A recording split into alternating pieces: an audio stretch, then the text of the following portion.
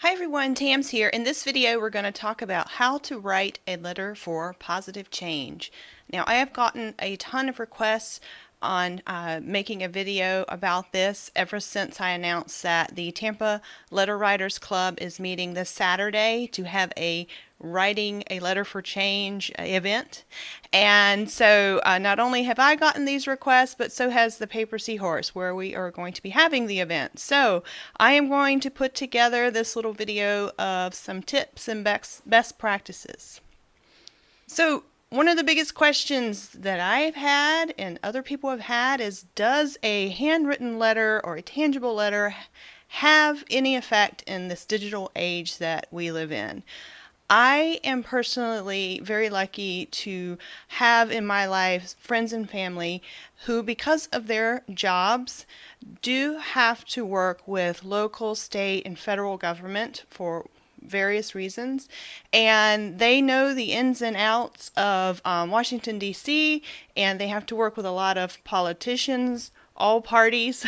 And so when I asked them this question, they said, absolutely yes, a letter has a ton of impact with politicians, more so than almost any form of communication right now. And so they have shared with me some of the best practices that you should keep in mind when you decide to pen a letter to an elected official or representative. Step one. What is it you want to change? What is it you're interested in? What are you passionate about?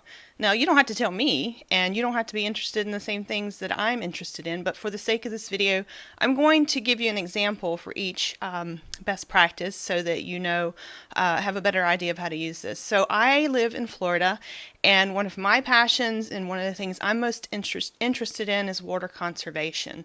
So what does that mean? Okay, a lot of times that means I need to start local and move out. Okay, and that takes me to my next tip. Do your homework. Get the data. Now, you're going to do a little bit of homework up front, but I promise you it's going to make a difference when it's time to put pen to paper. So for instance, I'm interested in water conservation in Florida. So one of the first things I need to figure out is, what water management district am I in? All this stuff, anything you're interested in, we live in America, information's at our fingertips. It's probably going to be on the internet somewhere. And so I know that based on my address that I am in the Southwest Florida Management District, and I have their website up right now, right in front of me. And it's given me everything I need to know. It's given me data, why I should be concerned, what should I be concerned about, projects, events, who's who. Is there an event that's coming up or a vote that's coming up? Is it going to involve my city commissioners? Is it going to involve my county commissioners? Is it a state issue? Is it a federal issue? They've done a lot of work for you with these local groups. If you seek them out, whatever it is you're passionate about, you're probably going to find some really good information, and you're going to have a better understanding on how you can actually make a difference with whatever the topic is.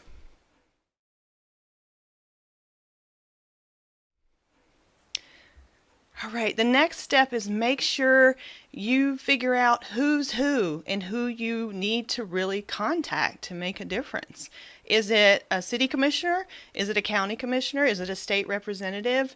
You know, who is it? And a lot of times, if you've done your homework, you're going to find that information out very easily. There's also, if you just want to write to your representative, there's many websites. It depends on what state you live in. They tell you exactly. You type your address in, it tells you what district you're in, who your elected officials are. It gives you their address. It tells you what committees they may be on. And that's another big one that I was told was a huge, makes a big difference. Find out if your elected official, once you know what it is you're passionate about, once you know what it is you want to say, find out if that official is on a committee. Are they on a committee that's going to have some influence on the subject that you're interested in? That's huge. And all this stuff is online for you.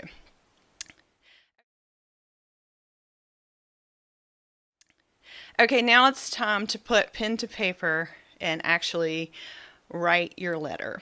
And some of you may be saying, I really don't know what to say. So I'm going to just share with you basic information that's been given to me. Okay, number one, most important, that official has to know that you're in their district. The first thing they're going to look for is proof, and proof is going to be in your address. So I don't mean just your return address on the envelope. You need to, in the letter, make sure your address is there and they know that you're in their district. That is the most important thing I've been told, Val. Number two, don't be emotional. Be matter of fact. If you've made it to this point and you've followed these steps, you've done your homework. You probably know exactly what it is you want that official to vote yes or no for, or have some pull on, or have some influence on. Put it in there. Just be matter of fact, okay? And then the other thing is, you know, be nice. You don't have to suck up to anyone. And a lot of times the official you're going to be writing to is someone you didn't vote for and someone you didn't like. Don't spend a paragraph telling them why you don't like them. Don't let them know how much you're disappointed, because it's not going to matter. Okay, just go right to the point. Get the specifics, because here's what's going to happen. Don't be naive and think that your letter is going to nicely be taken over and put on their desk for them to read and get upset about because you might not like them. That's not going to happen. There's a whole process in place for how elected officials must correspond with their constituents and any complaints and things like that. So there's a staff that's put in place. They're going to read all the letters, they're going to collect all the information, and they're going to be giving reports to the officials, and those officials want to keep their seats. So one, you need to make sure your address is on there. Two, get right to the point, make it very clear what it is you want them to do or not do. And that's totally that's where you come in. That's your choice. And then make sure your letter is legible. Now, if you don't have the most beautiful handwriting, and most people are worried about that, yeah, type it out.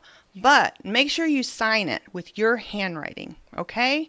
And you know what we'll do in Tampa, and later on when I've got some time after we have the event on Saturday, if you need a template or something, we'll try to get that together. But here's what you're going to find when you do your homework, okay? When you start local and you move out and you start learning about groups and websites and things, a lot of them are already going to have a letter template put together for you for whatever cause it is, and you can download it. If you don't agree with all of it, just edit it to say what you want to say, and the work is done for you. I mean, I've even seen now we're seeing that there's a lot of postcard projects where the postcard is already made for you, and the front of the postcard is very matter of fact, and it says exactly what you want that representative to do or vote.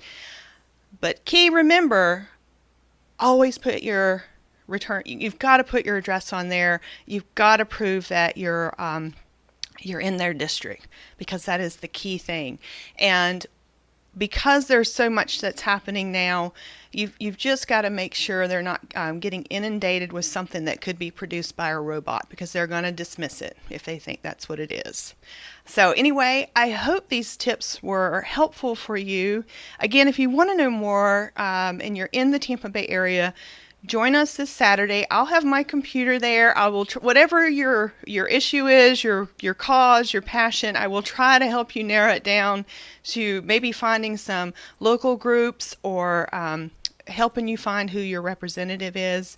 It usually doesn't take a whole lot of work to find this, thanks to the Googles of the world. And we'll try to help you as much as possible.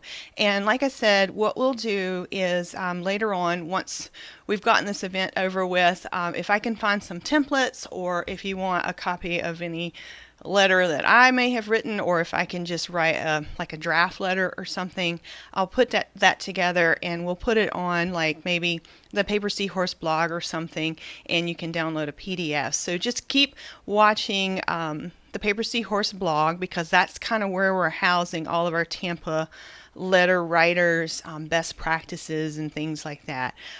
So anyway, I hope this was helpful, and thanks so much for joining me. Bye.